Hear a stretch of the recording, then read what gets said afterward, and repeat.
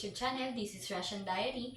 And for today's video ay sasagutin ko yung things I learned before 20s. So, ilang days na lang ay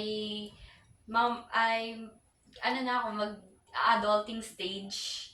And ang bilis ng panahon, super. Like, nasa two decades of life na ako.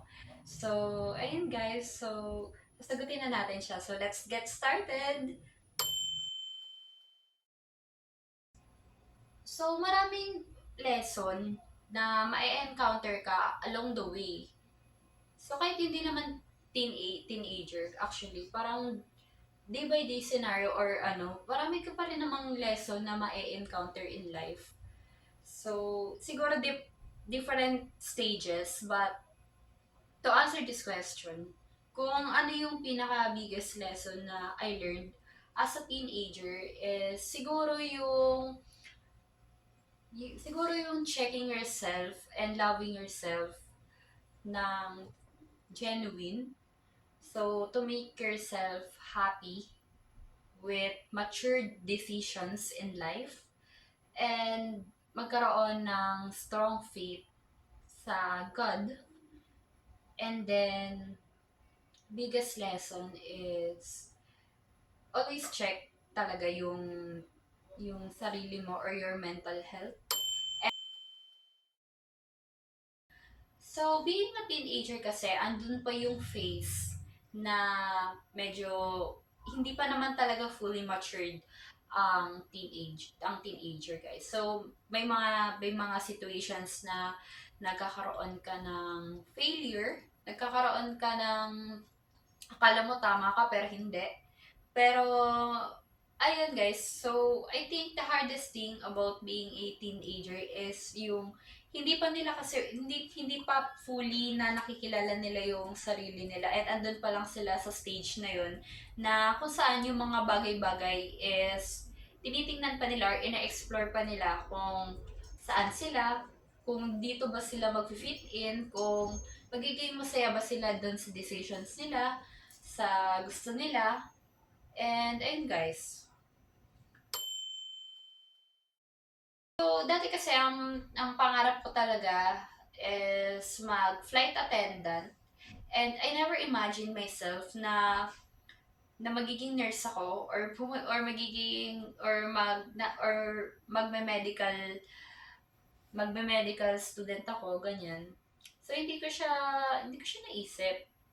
I think naisip ko lang siya mga pandemic days.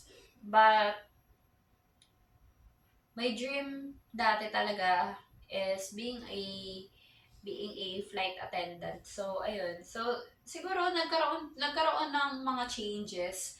But that at the same time, siguro yung ibang mga pangarap is andun pa rin naman. So, ayun. So, kung i-describe ko yung mga teen years ko in a word, siguro yung sasabihin ko in a one word siguro is um, explore. Kasi maraming bagay akong na-explore along the way.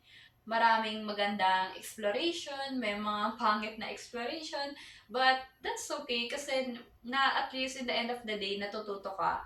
And yung sa mga bawat explore na yun is may natutunan ka na along the way kapag mag-isa ka na lang and then naiisip mo yun na ganito ko dati. So may imagine mo na nga no, parang yung maiba doon na tama, minsan tatawanan mo na lang kasi mali.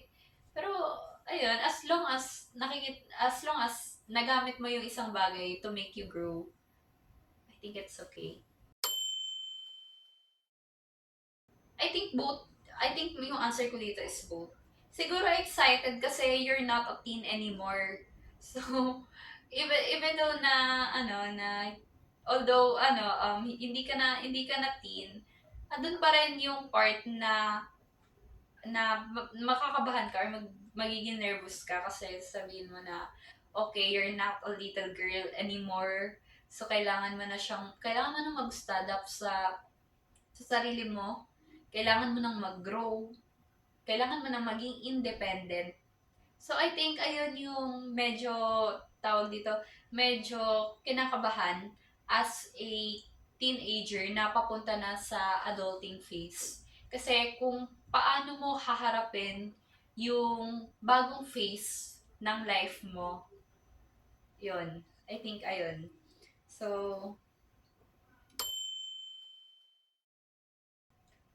actually, yeah, sa teenage phase mo, for me teenage phase mo rin marirealize na may mga bagay na it's okay to let go.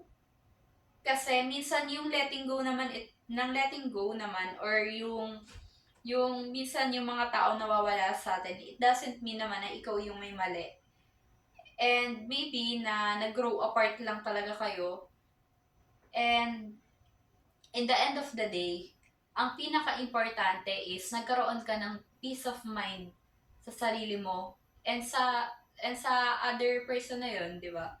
So, I think may mga bagay or may mga tendency na mas okay nang mag-grow apart than staying, or ayun, for me. And the next, yung value na natutunan ko in life is magkaroon or i-stay yung rational decisions na pag-isipan siya ng mabuti. Kung ano yung pros and cons, kung ito bang ginagawa mo is magbe-benefit sa'yo or magbe-benefit sa ibang tao. So, ayun guys. So, siguro yung values or lessons na iti-take ko rin is actually na be yourself. Ayun talaga. Na mas kailangan mong tanungin yung sarili mo if you are okay.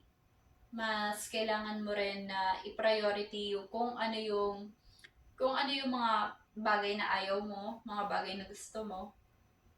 And hindi yun selfishness, guys, sa totoo lang. So, saying a no to someone or or para sa peace of mind mo, as long as they are good, I think okay siya. Ayun. So, siguro yung values or lesson din, lastly, na is lessons na iti-take ko sa adulting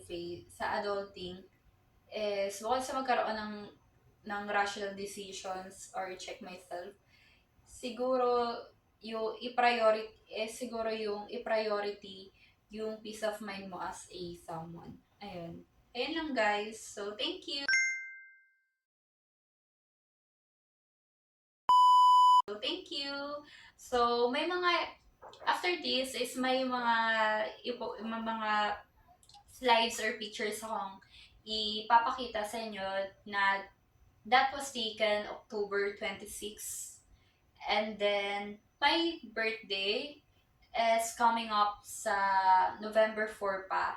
But, this is my last vlog as a teen. And I hope na everyone, or to everyone that is watching and still a teenager, I hope na wag na tawag dito na maging masaya po kayo sa teenage days nyo. Sa totoo lang, ang saya talaga ng teenager. Ang dami mong kalokohan na nagagawa na hindi mo na pwedeng gawin din sa adulting phase kasi bawal na. Pero at the same time is it's okay guys na maramdaman nyo na hindi kayo okay. And it's okay to tell it to someone or to your mom or to your parent or to anyone that you are close with na kung ano yung nararamdaman mo kasi nanggaling din sila sa pagiging teenager, or may mga tao rin na mas lalong nakakaintindi sa inyo pa. So, I think ayun lang. So, please like, share, and subscribe. Bye!